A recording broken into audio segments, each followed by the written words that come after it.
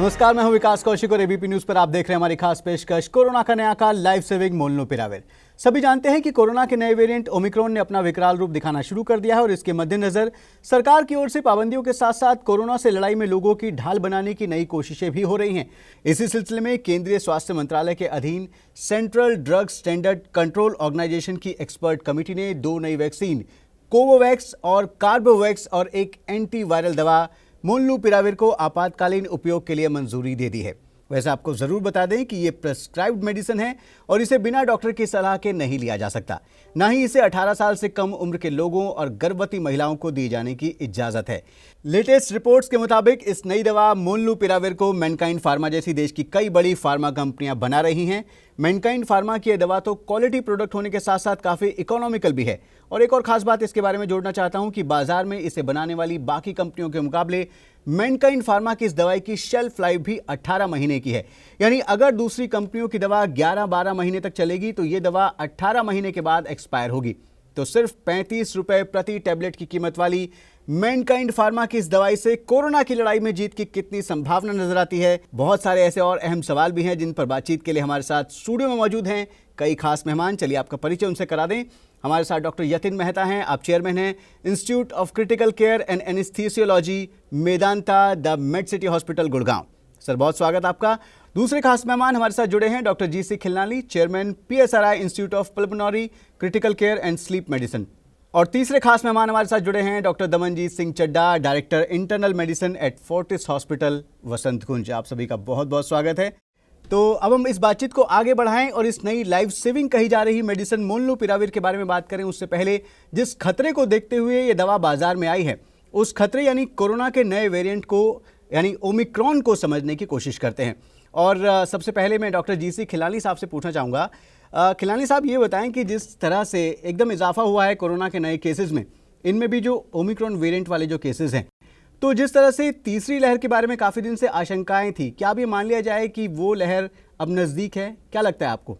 नजदीक नहीं है, ये आ चुकी है। तो पहले तो ये बात हमें समझनी है कि तीसरी लहर आ चुकी है और हम इसके लिए बहुत अच्छी तरह से प्रिपेयर्ड है। जो तैयारी हुई है, जो रिसर्च हुई है पिछले 6 महीनों में, उसमें ये पता लगा है कि एक तो एंटीबॉडीज जो दी जाती हैं, जिसको कॉमनली कॉकटेल कहते हैं, अच्छा नाम नहीं है लेकिन जो भी है लोगों को पसंद आता है, कॉकटेल एंटीबॉडीज। और एंटीवायरल ड्रग की बात करें तो मोलनुपिराविर और प्लेक्सोविर, ये 3 चीजें हैं जो बहुत कारगर हैं। क्योंकि पहले जो हमारा इलाज था वो शुरू होता था जब पेशेंट सीरियस हो जाता था, अस्पताल में आ जाता था, तो उसको रेमडेसिविर, स्टेरॉयड, ऑक्सीजन वगैरह वगैरह देते थे।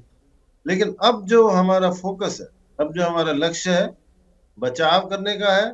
और दूसरा ये कि उस स्थिति तक ही ना पहुंचे कि जिसमें हमें आईसीयू की जरूरत पड़े या पेशेंट को एडमिट करने की जरूरत पड़े।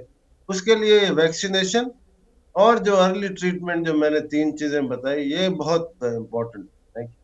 चलिए, डॉक्टर यतिन मेहता भी हमारे साथ जुड़े हैं। डॉक्टर मेहता, आपसे जानना चाहेंगे कि भारत में जो ओमिक्रॉन वेरिएंट वाले कोरोना के मरीज सामने आ रहे हैं, उनमें कोरोना कितना गंभीर रूप में सामने आ रहा है? क्या अनुभव है सर आपका? इस बार जो ओमिक्रॉन वेरिएंट है वो डेल्टा वेरिएंट जितनी सीरियसनेस नहीं होती जनरली।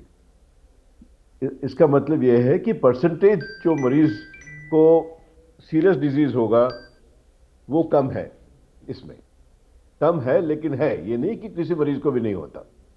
दूसरा, ये एस्टैब्लिश हो गया है कि ये डेल्टा वेरिएंट से ज़्यादा फैलता है। इसका मतलब कि बहुत ज़्यादा मरीजों को ये फैलेगा। अब ये फैलेगा इतना ज़्यादा, हालांकि जो सीरियस बीमारी है वो शायद कम परसेंटेज में हो, लेकिन फिर भी नंबर्स बढ़ सकते हैं। इसका मतलब कि ये खतरे से खाली इतना नहीं है। ये ज़रूर है कि अगर सीवियरिटी कम है तो हॉस्पिटलाइजेशन कम होंगे और आपके हॉस्पिटल पे प्रेशर कम आएगा, ऑक्सीजन की ज़रूरत कम पड़ेगी। इसका मतलब ज़्यादातर मरीजों को आप घर पे उनका इलाज कर सकते हैं जब तक कोई डॉक्टर उनको सुपरवाइज कर रहा। जी, थोड़ी अच्छी खबर भी है और थोड़ी बुरी भी है, क्योंकि ओमिक्रॉन के बारे में कहा जा रहा है कि ये फैलता ज़्यादा है और इससे कोरोना के मरीजों के आंकड़े वाकई बहुत बड़े और डरावने हो सकते हैं। डॉक्टर दमनजीत जी, आप ये बताएं सर कि पूरी जो साइंटिफिक कम्युनिटी है वो काफ़ी वक्त से जूझ रही है, हमें कोरोना और उसके बदलते हुए वेरिएंट्स के लिए कोई पुख्ता इलाज मिले, इसलिए वो कोशिशें लगातार कर रहे हैं।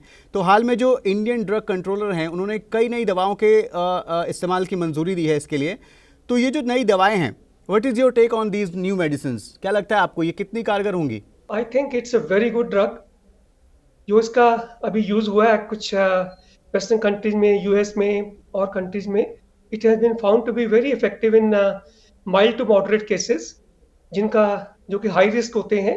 और ये medicine basically when it is used it is very safe also, side effects ज़्यादा नहीं है इसके। और when it is used the need for hospitalisation is quite a bit reduced. And आगे जब पेशेंट जो हॉस्पिटलाइज भी करना पड़ता है किसी किसी को, तो उनमें से भी need for escalation of treatment like ventilation, need for aggressive oxygen therapy, वो भी काफ़ी कम हो जाती है when they are given molnupiravir at home. Doctor Yatin, आप ये बताएं सर कि जिस एंटीवायरल दवा जो है मोलनुपिराविर, उसका जिक्र काफ़ी हो रहा है, जिसे अभी हालिया ही सरकार की ओर से मंजूरी मिली है और कई बड़ी कंपनियां जैसे मैनकाइंड फार्मा जो है वो इसे बनाने और बाजार में लाने में जुट गई हैं। क्या आप उस पर थोड़ी सी और जानकारी हमारे दर्शकों के साथ बांटेंगे कि कितनी कारगर है, कितनी अलग है दवाई? पहला जो आपके इलाज है ये कोविड-19 का, वो है कि वायरस का लोड कम हो जाए, क्योंकि वायरल इन्फेक्शन है। जैसे आपको बैक्टीरियल का इन्फेक्शन होता है, आप एंटीबायोटिक देते हैं, ऐसे एंटीवायरल की वजह से वायरल लोड कम होगा। वायरल लोड अगर कम होगा तो बाकी जो आपके अंग हैं, जो फेफड़े हैं, दिल है, उनको कम होगा नुकसान। इसलिए बीमारी की जो सीवियरिटी है, जो सीरियसनेस है, जो गंभीरता है, वो कम हो जाएगी अगर आप वायरस को कंट्रोल कर लें। मेन एडवांटेज उसका यह है कि माइल्ड और मॉडरेट जो डिजीज है और टैबलेट उसकी ओरल है, तो वो आराम से वो घर पे ले सकता है मरीज। और आपने बताया ही है कि अब शेल्फ लाइफ में बढ़ा दी है और कीमत काफ़ी कम कर दी है। जी, तो डॉक्टर जीसी खिलनानी साहब भी काफ़ी देर से हमारा इंतजार कर रहे हैं, चलिए उनके पास चलते हैं। डॉक्टर खिलनानी, आपसे जानना चाहते हैं जो दवा है मोलनुपिराविर ग्लोबली कैसा परफॉर्म कर रही है और दुनिया के किन किन देशों में इसके इस्तेमाल की मंजूरी मिल चुकी है, वहाँ कैसे रिजल्ट्स मिल रहे हैं डॉक्टर्स को? जो मेडिकल जर्नल में टॉप जर्नल होता है, new England journal of medicine, सब लोग नॉन मेडिकल पर्सन भी जानते हैं, उसमें 16 दिसंबर को ये स्टडी पब्लिश हुई थी। जो रिसर्च में जिसको भी कोमॉर्बिडिटी थी, या जो 60 साल से ऊपर थे, या फिर किसी तरह की भी कोई, जैसे डायबिटीज होता है, हार्ट डिजीज होता है, ब्लड प्रेशर होता है, इस तरह की बीमारी थी, ऐसे लोगों को, आधे लोगों को मोलनुपिराविर दी गई, आधे लोगों को प्लेसिबो दिया गया। तो उसमें ये पता चला कि 50% रिडक्शन हो गया, 50% reduction in changing from mild to moderate to severe disease. जो कन्वर्जन हुआ from mild to moderate to severe life threatening, वो 50% कम हुआ। जो 29 डेज के बाद में जो डेथ हुई, वो 9 डेथ हुई थी जिसको प्लेसिबो दिया गया, जिसको मोलनुपिराविर नहीं मिली, और 1 डेथ हुई थी जिसको मोलनुपिराविर दी गई। तो मतलब बहुत बड़ा एक फर्क कि डेथ रेट में, द रेट ऑफ सिवियरिटी में। तो अगर मैं इसको समराइज करूं कि ये रिमार्केबली सेफ दवाई है।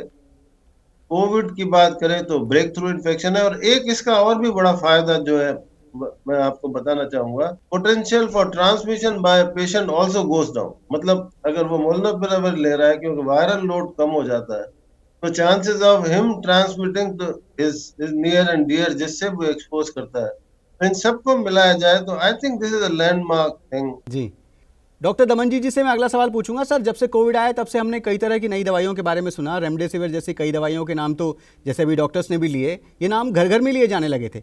तो आप ये ज़रूर बताएं कि ये जो नई दवा है जिसे लाइफ सेविंग ड्रग कहा जा रहा है, वो उन दवाओं के मुकाबले में जो अभी बाजार में उपलब्ध हैं, कितनी आपको अलग नजर आती है ये मोलनुपिराविर? ये जो मोलनुपिराविर है, इस very very wonderful drug. And सबसे बड़ी बात ये है भी, ये हम घर पे दे सकते हैं, and it's relatively free from side effects as compared to other drugs which are available in the market and which are being used right now. And सबसे बात cost effective भी I think ये रहेगी as compared to previously available drugs जो हमारे पास antiviral available थी।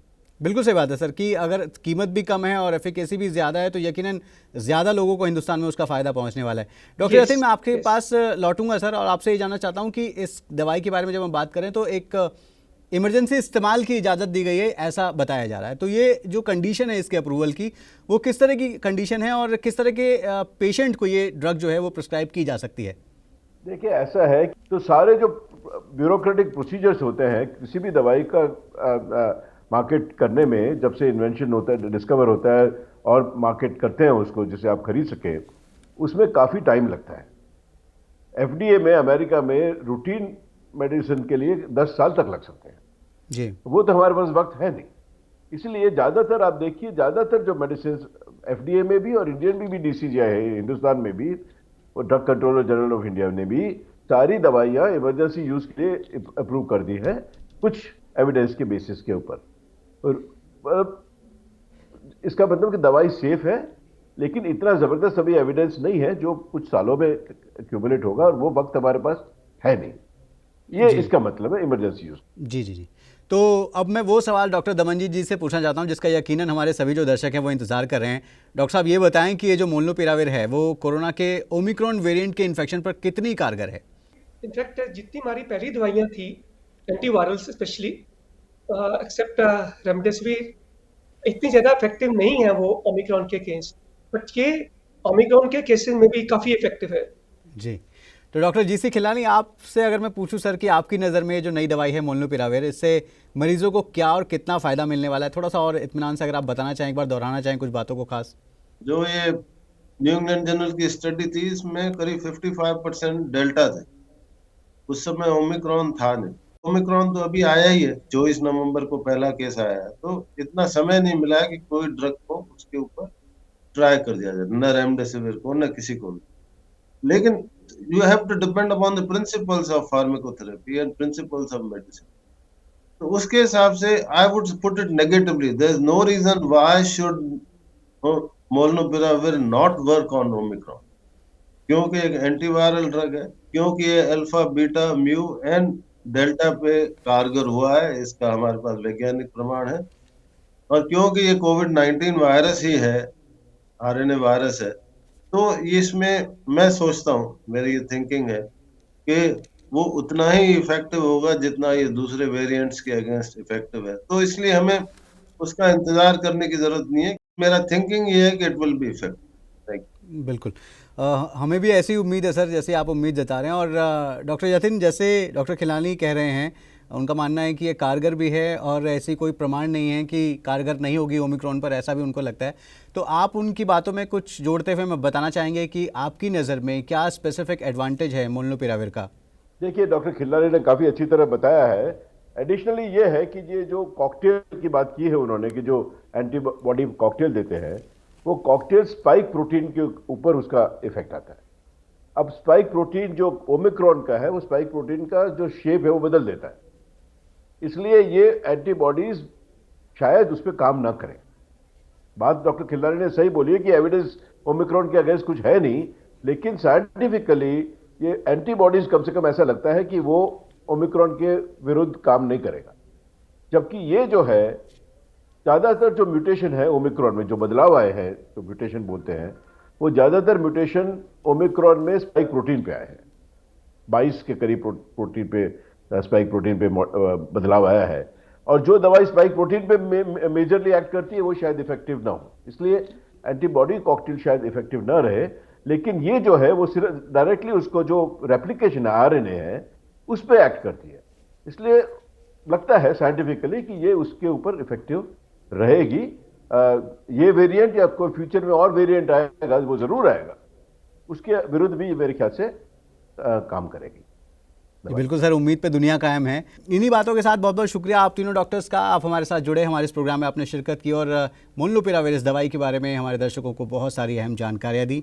तो doctors को धन्यवाद देने के बाद एक बार फिर से दोहरा दें कि कोविड से लड़ने की नई दवा मोलनुपिराविर को मंजूरी मिलने के बाद मैनकाइंड फार्मा जैसी देश की बड़ी दवा कंपनियां इसे बाजार में लेकर आ रही हैं। और अभी तक की जानकारी के मुताबिक मैनकाइंड फार्मा की जो दवा है मोलनुपिराविर, उसकी प्रति टैबलेट कीमत 35 रुपये की बहुत ही इकोनॉमिकल कीमत है। और साथ ही इसकी जो शेल्फ लाइफ है, यानी एक्सपायर होने का टाइम जो है वो भी 18 महीने है, जो दूसरी दवा कंपनियों की दवा के मुकाबले सबसे ज़्यादा है, सबसे बेहतर है। लेकिन याद रखिए कि दवा अपनी जगह है और बचाव के लिए कोविड नियमों का पालन करना अपनी जगह ज़रूरी है। इसलिए मास्क लगाइए, सुरक्षित दूरी रखिए और भरोसा रखिए कि सब ठीक होगा। और हाँ, देखते रहिए ABP न्यूज़, आपको रखे आगे।